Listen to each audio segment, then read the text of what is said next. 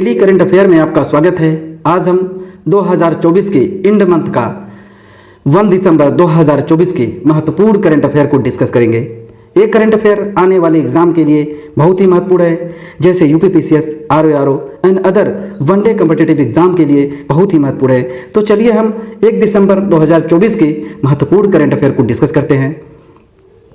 First है, 1 December 2024 को BSF ने अपना कौन सा स्थापना दिवस मनाया है? Which foundation day did BSF celebrated on 1 December 2024? Answer B 16 number का बीएसएफ ने अपना स्थापना दिवस मनाया है 1 दिसंबर 2024 को।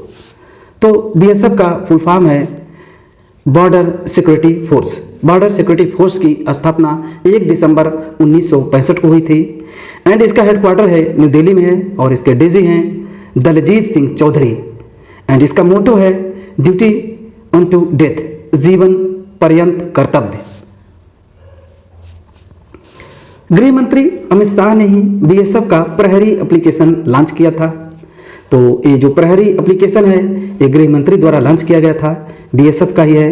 बीएसएफ ने ही श्रीनगर में ग्रो विद द ट्रीज नाम से वृक्षारोपण अभियान शुरू किया। बीएसएफ की पहली महिला जो स्नीपर बनी है सुमन कुमारी बनी है एंड बीएसएफ का ही पहली महिला ऊंट सवारी स्क्वाड भारत पाकिस्तान सीमा पर तैनात किया गया है। नेक्स्ट है, हाल ही में किस आईआईटी ने अनलक्ष्य MSCS लॉन्च किया है? Which IIT launch Anlakshya MSCS? Answer है आईआईटी कानपुर। आईआईटी कानपुर ने अभी जो अनलक्ष्य MSCS लॉन्च किया है। MSCS मतलब होता है कि Meta material surface clocking system. Meta material surface जो क्लॉकिंग सिस्टम है एक ऐसा मटेरियल है जिससे कि हमारे सैनिक अगर उसको एक जैकेट के रूप में पहन लेते हैं या हमारे जितने भी सेटिंग सिस्टम्स हैं जो सिस्टम्स हैं उसके ऊपर अगर ये कोटिंग लगा दिया जाए तो मटेरियल तो जितने भी रडार के सिग्नल्स होते हैं वो एब्जॉर्व कर लेगा, तो ये दिखाई नहीं देगा। तो ऐसे जो हमारे सैनिक है अगर वो पहन लेंगे तो जो दुश्मन है दुश्मन को ये जो लक्ष्य है टारगेटेड जो किए जाते हैं रडार सिस्टम के द्वारा तो वो दिखाई नहीं देगा। तो ये मटेरियल बहुत इंपॉर्टेंट है, तो आईआईटी कानपुर के द्वारा ये डेवलप किया गया है। तो भारत के बाहर पहला आईआईटी जो खोला गया था वो आईआईटी मद्रास ने खोला था, जो कि तंजानिया में, अफ्रीका के तंजानिया में खोला गया था एंड वहाँ की जो वहाँ के डायरेक्टर हैं प्रीति अगलायम। किस आईआईटी ने अबू धाबी में अपने पहले अंतर्राष्ट्रीय परिसर का उद्घाटन किया? जो अंतर्राष्ट्रीय परिसर है अबू धाबी में, तो सऊदी अरब इमरात अबू धाबी में आईआईटी दिल्ली ने अपना कैंपस खोला है एंड आईआईटी जम्मू ने ध्वनि आधारित एंटी ड्रोन सिस्टम डेवलप किया है। जो एंटी ड्रोन सिस्टम है वो आईआईटी जम्मू के द्वारा डेवलप किया गया है एंड आईआईटी खड़गपुर ने सुंदर पिचई को अपनी डॉक्टर्स ऑफ साइंस की जो उपाधि है से सम्मानित किया है। जो सुंदर पिचई आईआईटी खड़गपुर के द्वारा एंड आईआईटी इंदौर ने आर्मी जवानों के लिए ई शूज़ बनाए हैं। जो शूज़ है ई शूज़ टाइप जो बनाए हैं, तो इन जो आर्मी के जवानों के लिए आईआईटी इंदौर ने इस डिज़ाइन एंड डेवलप किया है। एंड आईआईटी मद्रास ने NIRF रैंकिंग 2024 में ओवरऑल कैटेगरी में टॉप स्थान पर रहा है आईआईटी मद्रास। एंड इसके बाद भारत इजराइल ने राष्ट्रीय जल प्रौद्योगिकी कहाँ स्थापित किया है? राष्ट्रीय जल प्रौद्योगिकी ये आईआईटी मद्रास में ही स्थापित किया गया। भारत इजराइल, तो भारत इजराइल के सहयोग से भारत इजराइल ने राष्ट्रीय जल प्रौद्योगिकी स्थापित किया आईआईटी मद्रास में। देश का पहला आईआईटी सैटेलाइट कैंपस उज्जैन में खोला गया है। ये आईआईटी इंदौर की सहायता से खोला गया है। एयर क्वालिटी की मॉनिटरिंग के लिए एक्मैन नाम से एक्सीलेंस सेंटर किसने शुरू किया है? आईआईटी कानपुर के द्वारा जो एयर क्वालिटी मॉनिटरिंग सिस्टम जिसका नाम है एक्मैन नाम से एक्सीलेंस सेंटर शुरू किया है आईआईटी कानपुर ने। एंड सड़क सुरक्षा पर भारत स्थित रिपोर्ट 2024 बाय आईआईटी दिल्ली के द्वारा सड़क दुर्घटना में मृत्यु दर वाला राज्य जो है तमिलनाडु है। एंड डीआरडीओ ने हल्के वजन वाली जो बुलेट प्रूफ जैकेट जिसका नाम है अभेद विकसित करने के लिए आईआईटी दिल्ली के साथ समझौता किया है जिसका नाम advance ballistic for high energy defeat. And IIT Madras ने अपना पहला अंतर्राष्ट्रीय अनुसंधान केंद्र जो खोलने की घोषणा की है वो दुबई में आईआईटी मद्रास ने अपना पहला अंतर्राष्ट्रीय अनुसंधान केंद्र जहां रिसर्च डेवलपमेंट किया जाएगा तो आईआईटी मद्रास के द्वारा। नेक्स्ट है, हॉर्नबिल महोत्सव 2024 के लिए साझेदार राज्य कौन बना है? Who has become the partner state for Hornbill Festival 2024? Answer B Sikkim. Sikkim अभी हॉर्नबिल महोत्सव 2024 के लिए साझेदारी राज्य बन गया है। तो हॉर्नबिल जो महोत्सव है ये नागालैंड में मनाया जाता है, जो कि हर साल 1 दिसंबर को मनाया जाता है और 10 डेज तक चलता है। त्योहारों का जो त्यौहार भी कहते हैं, ये 25th एडिशन है। इसकी शुरुआत 2000 में हुई थी। जो हॉर्नबिल जो है स्टेट बर्ड है जो वहाँ का, तो ये अरुणाचल प्रदेश एंड केरला का है। And Pakke Paga hornbill festival Arunachal Pradesh and partner country Wales and Japan है। Partner state Sikkim. कुछ और भी हम इंपॉर्टेंट जो फैक्ट्स से हम देखते हैं, तो जो फेस्टिवल है मनाया जाता तो लोसर फेस्टिवल लद्दाख में मनाया जाता है। एंड वांगला जो फेस्टिवल है मेघालय में मनाया जाता है। एंड लुसाफोन महोत्सव गोवा में मनाया जाता है।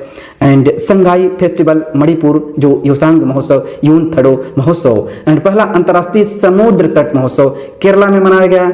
एंड धानु जात्रा महोत्सव उड़ीसा, नुआखाई महोत्सव, राजा पर्व, बाली जात्रा महोत्सव, कोणार्क नृत्य महोत्सव, छऊ महोत्सव एंड बोईतंगा बंदना महोत्सव, धनु यात्रा महोत्सव। एंड चेरचरा महोत्सव छत्तीसगढ़ का है।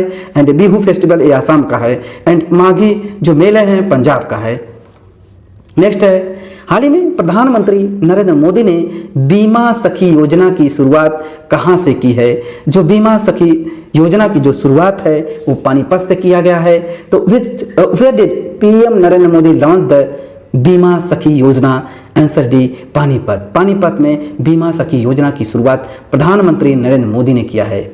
तो 9 दिसंबर को प्रधानमंत्री ने हरियाणा के पानीपत में बीमा सखी योजना की शुरुआत कर दिया है, जिसका उद्देश्य है बीमा क्षेत्र में रोजगार पैदा करना, जिससे महिलाओं को सशक्तिकरण बनाया जा सके। एंड जीवन बीमा में उसको एजेंट के रूप में उनका नियुक्त किया जा सके। तो वैसे भी एजेंट नियुक्त किए जाते हैं। फिर ये जो बीमा सखी योजना लाने की क्या है इसका आगे डिस्कस करेंगे। तो जिसमें बीमा बेच सकेंगे और जो आय होगी अर्जित कर सकेंगे, जो सैलरी है उसको इसमें मतलब उत्प्रेरित किया गया है कि महिलाएं भी इसमें भाग लें। तो बीमा सखी योजना यही है। हो सकता है कि कुछ और भी इसमें कुछ बेनिफिट दिया जाए गवर्नमेंट ऑफ इंडिया के द्वारा, प्रधानमंत्री के द्वारा, बट अभी यही है बीमा सखी योजना। हमको याद करने का है कि बीमा सखी योजना कहां पर शुरुआत किया गया? हरियाणा के पानीपत में।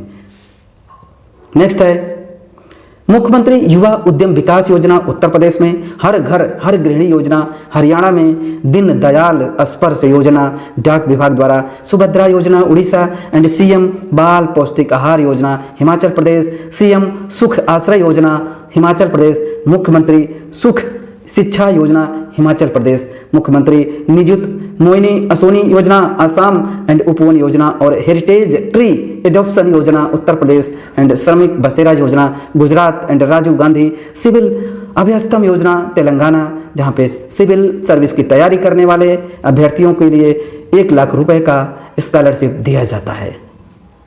नेक्स्ट है, हाल ही में HPCL के CMD कौन बने हैं? जो हिंदुस्तान पेट्रोलियम कॉर्पोरेशन के लिमिटेड के अभी एक नए CMD नियुक्त किए गए हैं। तो वो CMD कौन है? CMD का नाम है answer B Amit Garg. Amit Garg HPCL के CMD बनाए गए हैं, जो मैनेजिंग डायरेक्टर बनाए गए हैं। तो HPCL के बनाए गए हैं। एंड फर्स्ट देखते हैं, अरविंद सिंह जो साहनी है अभी ये चेयरमैन बनाए गए हैं इंडियन ऑयल कॉर्पोरेशन के। एंड संजय मूर्ति हैं एंड संजीव खन्ना अभी देश के चीफ जस्टिस ऑफ इंडिया बनाए गए हैं। तो ये हिंदुस्तान पेट्रोलियम कॉर्पोरेशन की स्थापना 1952 में हुई थी एंड हेडक्वार्टर इसकी मुंबई में है। नेक्स्ट है, हाल ही में किस राज्य के हैंडीक्राफ्ट घर चोला को GI टैग मिला है? विच state handicraft Gharchola has got the GI tag? Geographical indication जो टैग होता है कि उसको मिला है घर चोला को हैंडीक्राफ्ट में। तो answer D Gujarat. Answer D Gujarat.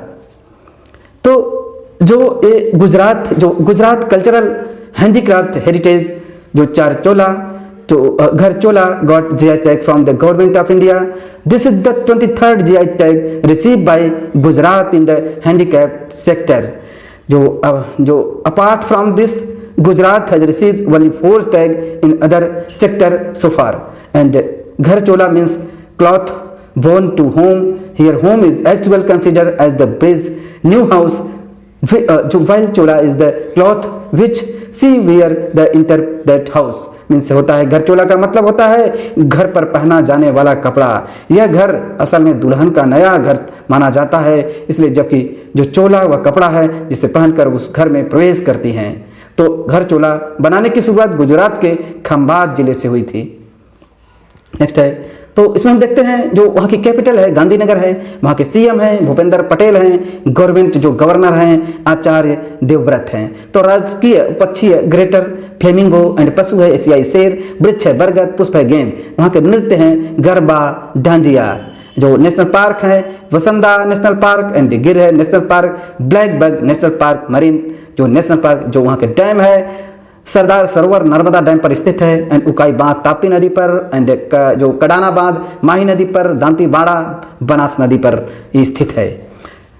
Important हम देख लेते हैं गुजरात के बारे में। भारत के पहले सामुदायिक रेडियो स्टेशन दूधवाणी का उद्घाटन गुजरात में किया गया। देश का पहला इलेक्ट्रिक सिटी जो केवड़िया में, एंड केवड़िया जो रेलवे स्टेशन है एकता नगर रेलवे स्टेशन कर दिया गया है। 8वां धर्म सम्मेलन 2024 अहमदाबाद के जो जगदीप धनकर द्वारा vice president and NITI Aayog के तर्ज पर एक थिंक टैंक बनाने की घोषणा की है जिसका नाम है GRIT and Gujarat state institution for the transformation. भारतीय company Kaynes semicon private limited और अमेरिका की कंपनी माइक्रॉन गुजरात के साड़द में एक सेमीकंडक्टर प्लांट बनाने की घोषणा की है। तो सेमीकंडक्टर की दुनिया में, इलेक्ट्रॉनिक्स की दुनिया में ये बहुत बड़ा अचीवमेंट है भारत के लिए। तो भारत की सहायता से, अमेरिका की सहायता से माइक्रॉन कंपनी के द्वारा कायंस सेमिकॉन प्राइवेट लिमिटेड भारत की कंपनी दोनों मिलकर के इस साड़द में सेमीकंडक्टर प्लांट खोलेगा। तो श्रमिक बसेरा योजना शुरू किया गया वहीं पे गुजरात में ही। मांसाहारी भोजन पर प्रतिबंध लगाने वाला दुनिया का पहला शहर जो वहीं पे है, जो पालिताना शहर है गुजरात में स्थित है। तो वहां पे जो है मांसाहारी भोजन करने वाले लोगों के ऊपर प्रतिबंध लगा दिया गया है। तो प्रधानमंत्री मोदी ने वहां पे जल संचय जन भागीदारी अभियान शुरू किया है सूरत में। एंड पर्यावरण मंत्री भूपेंद्र यादव ने 10 लाख से अधिक आबादी वाले शहरों को श्रेणी में सूरत का स्वच्छ वायु सर्वेक्षण पुरस्कार दिया है। चलिए नेक्स्ट है, एंड पीएम मोदी ने भारत के पहले वंदे मेट्रो रेल सेवा शुरू की है गुजरात से भुज रेलवे स्टेशन से। तो प्रधानमंत्री नरेंद्र मोदी और स्पेन के प्रधानमंत्री पेड्रो सांजेस ने गुजरात के वडोदरा में टाटा एयरक्राफ्ट कॉम्प्लेक्स का उद्घाटन किया है। एंड यह C295 परिवहन विमान बनेंगे स्पेन के लिए। नेक्स्ट देखते हैं, हाल ही में भारत को किसने बागवानी स्वास्थ्य को बेहतर बनाने के लिए 98 मिलियन का ऋण दिया गया है। Who gives India loan of 98 million to improve the horticulture health. Asian Development Bank ADB के द्वारा भारत को ये ऋण दिया गया है। एडीबी एशियन डेवलपमेंट, एडीबी की जो स्थापना है 1966 में हुई थी। मेंबर कंट्री हैं 69 मेंबर हैं। तो ये 69th जो इजराइल है इस समय बना है अभी। तो हेडक्वार्टर इसका मनीला में है, फिलीपींस में है। न्यू हेडक्वार्टर है नासातो कनाडा। एंड नेक्स्ट है, हाल ही में T20 फॉर्मेट में सबसे तेज शतक लगाने वाले भारतीय बल्लेबाज कौन बने हैं? Who has become the fastest India batsman to score a century in T20 format? Answer A Sahil Chauhan. Sahil Chauhan को भी T20 फॉर्मेट में सबसे तेज शतक लगाने वाले भारतीय बल्लेबाज बन गए हैं साहिल चौहान। तो गुजरात टीम के ओपन और विकेट कीपर हैं एंड उर्विल पटेल और अभी ने T20 फॉर्मेट में सबसे तेज शतक लगाने वाले भारतीय खिलाड़ी बन गए हैं। उन्होंने अभी सैयद मुश्ताक अली ट्रॉफी में त्रिपुरा के खिलाफ मात्र 28 गेंद में सेंचुरी लगाई है और इस तरह से T20 क्रिकेट में सबसे तेज शतक लगाने वाले दुनिया के तीसरे बल्लेबाज बन गए हैं। उनसे पहले एस्टोनिया देश के साहिल चौहान ने जो साइप्रस के खिलाफ 27 गेंद पर शतक लगाया है। नेक्स्ट, तो T20 इतिहास में सबसे तेज शतक लगाने वाले खिलाड़ी हैं साहिल चौहान है, उर्विल पटेल हैं, क्रिस गेल हैं। नेक्स्ट है, हाल ही में विश्व के सबसे बुजुर्ग पुरुष व्यक्ति जो जॉन है, जो टिनिस वुड का निधन हो गया, वो किस देश के रहने वाले थे? द वर्ल्ड ओल्डेस्ट मैन जो John Tinniswood passed away, he was from which country? Answer C England. England के थे जो पुरुष हैं व्यक्ति जॉन टिनिस वुड का निधन हो गया, वो इंग्लैंड के थे। नेक्स्ट है, हाल ही में सिद्धार्थ कौल ने संन्यास ले लिया, उनका संबंध किस खेल से था? जो सिद्धार्थ कौल हैं अभी वो संन्यास ले लिया। उन्होंने पूछा किस खेल से संबंधित है सिद्धार्थ कौल? ये क्रिकेट से संबंधित है। Siddharth Kaul retired, he has related to which sport? तो ये स्पोर्ट्स है, क्रिकेट से रिलेटेड है सिद्धार्थ कौल, उन्होंने संन्यास ले लिया अभी। तो कुछ और भी संन्यास ले चुके हैं, उसके बारे में देखते हैं। शिखर धवन जो मोटो है, जीपी इंडिया के ब्रांड एम्बेसडर बने हैं, शिखर धवन बन गए हैं। दिनेश कार्तिक भी ले चुके हैं। केदार जाधव जो बैडमिंटन से लिए हैं, B Sai Praneeth, and football से सुनील छेत्री, हॉकी से पी आर श्रीजेश, उन्होंने भी संन्यास ले लिया। एंड टेनिस से रोहन बोपन्ना लिया है। एंड रेसलिंग से जो रेसलिंग से लिया गया है, जो विनेश फोगाट भी ले चुके हैं। एंड जिम्नास्टिक से दीपा कर्माकर भी अभी उन्होंने ये वहां से संन्यास ले लिया है। आज हमने 1 दिसंबर 2024 के महत्वपूर्ण करंट अफेयर को डिस्कस कर लिया है। ये करंट अफेयर आने वाले जितने भी एग्जाम हैं बहुत ही महत्वपूर्ण है, तो इस करंट अफेयर को 2 से 3 बार जरूर देखें, जिससे कि आपको करंट अफेयर में एक अच्छी पकड़ बन जाएगी। तो ये करंट अफेयर हमारे चैनल को सब्सक्राइब एंड शेयर करें, जिससे कि जरूरतमंद